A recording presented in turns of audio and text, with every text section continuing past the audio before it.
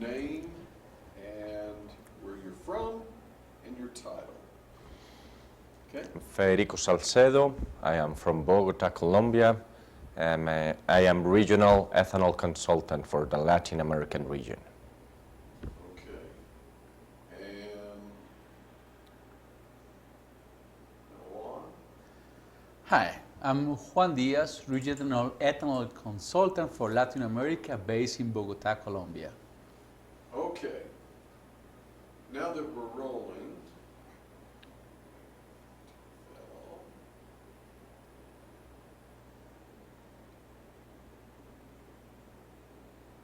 okay. Let's start with Federico.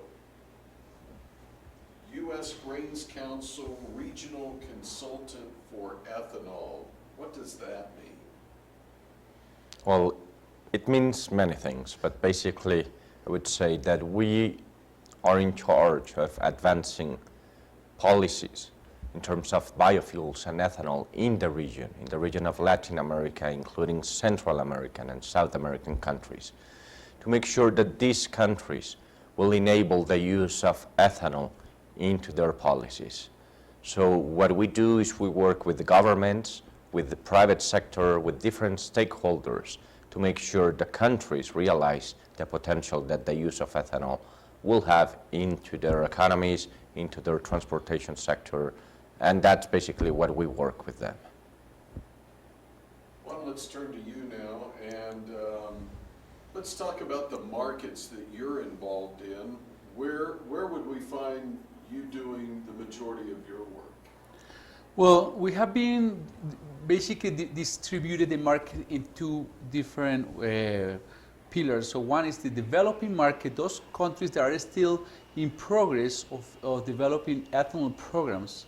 And the other ones that we have already activities such as Brazil, Colombia, Jamaica, and Peru, where we're trying to maintain those markets and expand the use of the exports to those markets.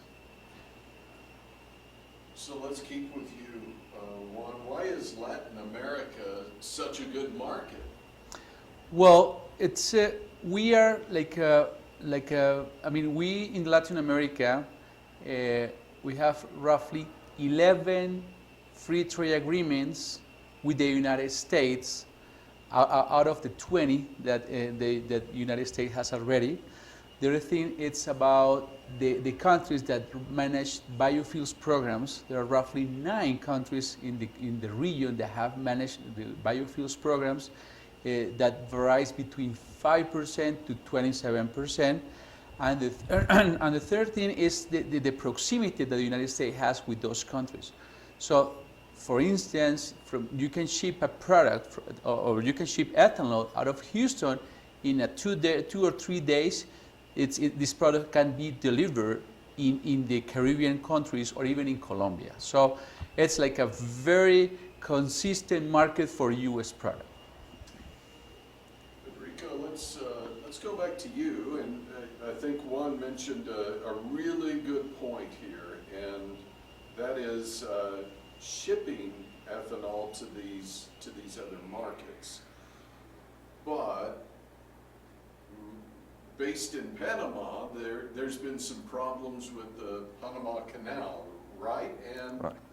Where are we right now with using the canal? Right. Certainly that's an issue in terms of trade globally, but at the same time at the region and in the region of the Americas. So Panama and basically all the Latin American region have been suffering from the El Nino phenomenon, which has affected, of course, the trade between the two oceans in that sense. An advantage that the Americas, Latin America has in some way, is a connection with the US with both coasts, both in the Pacific and the Caribbean. It's been an issue in terms of trade, especially to some specific areas and for some ships that normally pass through the canal. But the positive element is that some of the markets in the region, in Central America, in the Caribbean, and in some areas of South America, they are not suffering that element. So just as an example, Central American, Caribbean countries such as Jamaica, Costa Rica, Panama, some way they have a coast that is not that links with the U.S. trade via the Caribbean, and that's not affected in that way. But certainly it's an issue that is impacting the trade globally. Okay, kind of want to open it up now to both of you as we really kind of just dig a little deeper here. Obviously, there's competition for ethanol in Latin America. So, Juan, let's start with you and the competition there. Who would you see as being the big competitors for ethanol against like U.S. ethanol at this point? So we have seen like presence of Brazilian ethanol in Latin America. However, at this point, the main competitors are the domestic producers. So in general terms, I can say that when the government established blend mandates, what they were looking or pursuing was to expand, to give an opportunity for domestic production to expand the agribusiness sector, and particularly they rely on sugarcane ethanol to produce ethanol by then. So those policies, evolved, and right now the ones that we have been conducting trade or having trade with those countries, we see a lot of pressure from domestic producers to limit ethanol imports. So in other words, the competition is from every single country is with the domestic producers. Now, besides saying that, I'll say also that we face in the past some issues with those industries trying to reduce our activity in those countries through putting pressure to governments to limit the imports. And what happened is that we decided just to start partnering with those countries, and Federico can elaborate more on this. And as of now, we have signed numerous MOUs with the producers to expand the use of ethanol in those countries. Okay. Any other thoughts that you have that you'd like to share with producers back in the U.S. of the grains, or just in general about ethanol in Latin America? We believe there's a big space for the development of ethanol in the Americas, and especially in Latin America. So this is the region that, including the US and Canada and South American countries, is the region that produces and uses more ethanol, proportionately speaking, in the world.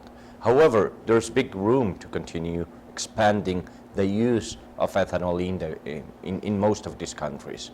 So we are focusing on expanding those markets, partnering with the local producers as well, with different actors, opening markets for the U.S. farmer, and having new options in a very reliable market, as Latin America has been for many years, for the U.S. farmers. Corn in all forms, and particularly, we have had a good presence in Latin America. 17 markets out of the top 20 are based in Latin America, which is a good number. So now, having just developed this kind of market, give us an opportunity to expand the usage of the co-products. So DDGs is something that now we are developing in the region, but also ethanol, because we find it, as Federico mentioned, that it's a good opportunity to expand the usage in the region. There is a room for both domestic producers and U.S. ethanol producers to expand the blend mandate, and with our work, what we want is just to give an opportunities for U.S. corn industry in the United States. We get it covered? Anything else you can think of we need to throw in? No, I think I don't know if maybe Guatemala. Now that we are in Guatemala, we have a news about Guatemala, if that makes sense. Sure. So let's talk Guatemala for just a moment. Okay. So right now we are in Guatemala. We are in the U.S. Grains Council International Marketing Conference. And this is a country that's starting to blend ethanol in the next month. So the government, after having many years of a policy and a legislation on biofuels, the government has announced the start of an ethanol blending program in the next month. So we believe this is a good story. It coincides with the conference of the U.S. Grains Council here in Guatemala, but that shows that biofuels, ethanol in Latin America, as in the world, it's a very active sector. So good to be here. We've been supporting the Guatemalan stakeholders in that effort, and hopefully we will be able to continue advancing in other countries.